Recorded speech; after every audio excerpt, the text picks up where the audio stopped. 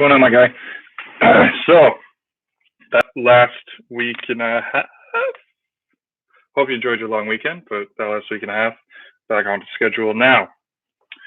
So first thing you said was the perceived strength versus sleeping. I get what you're saying. Like it's up and down. It gets better till 3, and then there's a valley between 3 and 6, and then it goes back up past that. It could be due to REM cycling. So the REM cycles are about an hour and a half each. And then I've read some things where it's like, if you wake up in the middle of a REM cycle, your sleep is shit. If you wake up at the end of the REM cycle, it's not that bad. If you wake up at the beginning of the REM cycle, it's shit. So it could be something like that. I don't know. Could explain the value a little bit. But what I would say with sleep is you would want to try to get, I always aim for around 8, because with 8, then I can say, all right, that's almost exactly 5 REM cycles. And if I'm aiming for 8, I don't always get it because I fall asleep at, it takes me a little bit of time to fall asleep.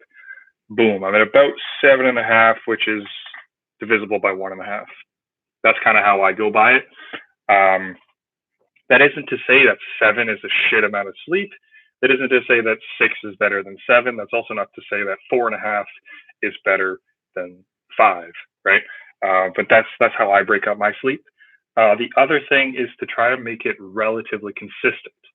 So I go to bed at 8 p.m. every day, and I wake up at around 4.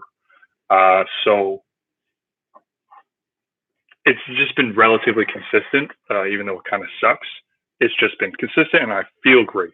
Like eating's been good. The sleep, just because it's consistent in the same approximate length, I feel great. Training is going good. All that stuff. You were asking about some books to read. So I've personally never really read any books on strength and conditioning or training in general. I'm currently reading, where is it? It's in my room somewhere. Here it is. I have to print it out because I'm a pirate. But the Essentials of Strength and Conditioning, Volume 4. I'm just reading it because I'm planning on writing an exam based on it. But there's a decent amount of information in here, but nothing is like super groundbreaking. It's mostly just about the physiology of stuff. And that's the issue with a lot of the reading that I've done. It's about the physiology of everything, where the next set of research is going to be mostly done in the application of things. So the physiology, like, that's been beaten to the ground. We know how it works. We know why it works, but we don't necessarily know the greatest application of doing it, right? So we know that volume drives muscular growth. What is the optimal way to apply this theory? And we don't necessarily know that, which is why there's like the debate between linear, DUP, blocks, all that shit. Basically, the consensus now is that linear sucks dick, and DUP is superior, but yada, yada, yada. That's just not to say that it is the greatest way of training, but it is at least better.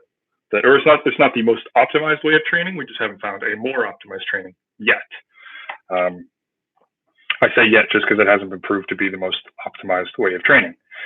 But I went on a tangent there. Basically, I tried to just read a couple studies on it. I tried to read like one study a week, and then I'm currently working with Brock's volleyball team doing this for them. So I've got a mentor with me who kind of gives me a bit of info. But again, there's nothing that I really read. Yeah. Like if you have questions about why I give you things or what you need to focus on, ask me. Like I will 100% give you the information. This isn't like a black box where I'm thinking like if I give you the information of what I do, you're gonna fuck off and I'm gonna lose however much money that you would have paid me. No, it's like I would rather you understand what's going on, because like you said, then you understand the importance of what it is. You do it because you understand why exactly I need it done that way. So I'll give you a little bit of the importance of what I want done a certain way. So with the spotos, the idea with them is so that you essentially do a pause where you like t-shirt touching, where it's like barely touching your chest, but like an inch off your chest. So with that, you want to make sure that you are just so tight that that the bar's not wobbling, the bar's not shifting up and down. It's just stuck and stopped. There's some of them where it's like it's there and then it's kind of lowering a little bit, and I know you're fatigued, but still just really try to keep that tension in there. Yeah, the whole point of it is to develop a little bit more strength up the chest and develop that feel for just holding it as tight as you can, because you can't default to just sinking it into your chest a little bit because your chest is still an inch away. Okay. It's the same idea with the 2 counts, but the 2 counts you can kind of sink it into your chest a little bit, right? But the philosophy still holds. Like I want that to just be as tight as you can, no sinking, no dipping, all of that. And then with the feet up, so I never really dug into it too much, but I'm going to dig into it now. So with the feet up bench, basically the idea is that you keep comp grip.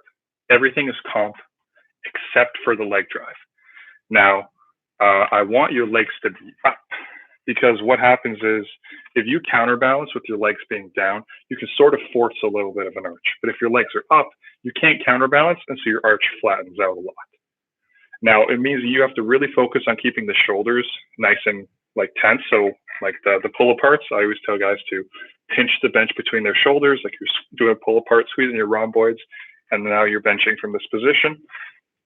But the idea here is that the feet up bench is it's very good transferability to your comp bench, because it's comp grip, right? So it's different than close grip or an incline or all that shit. But you have increased range of motion because you flattened out your arch by not having your legs driving or counterbalancing to create an arch. So the legs are going to be, you're basically going to be in tabletop like this, benching like so. Okay. Whoops. So yeah, I never really harped on it. I was just going to get it here because you are asking about reasoning, so I figure I might as well jump on that now. And then so that's bench. That's completely bench. On squats, I feel like you've got it all basically covered. Like the first day of squats is just we're trying to crush some volume. The next day of squats is we're going to hit that top set, because research has also shown that the heavier weight that you lift, the greater the strength progress of it. So if we could essentially, if we can compare volumes between 2 separate cycles, we say these 2 have the exact same amount of volume, but this one has a couple of sets that are way heavier than this one. Then this one is just as good as this one for muscle mass, but this one is better for strength kit progress. But this one is worse because it could induce injuries at a much higher rate than this one. So I'm taking the risk of doing the injuries because that is the goal of the whole training, is to get stronger, not necessarily to just get bigger. But there is the risk of injuries, which is why I don't just slam you with higher sets all the time. You have the mixture in there. You have the straight sets, then you have the top sets here. All right. And I do find in myself that I sort of blow my mental load on the top set, and then my back offs, I kind of just like, I got to do back offs. But they are going to be at a high enough intensity that you do need to remain focused. So just let me know if you do have a problem with maintaining mental focus. It's not an issue per se.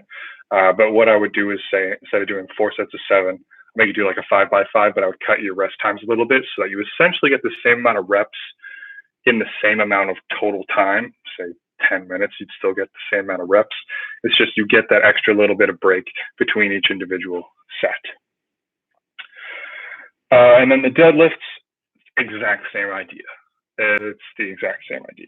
I'm keeping sumos in because I actually really like the way your sumo looked. I don't want to be fucking with that too much.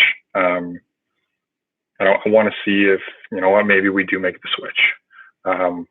This would not be a decision we would make within the next month.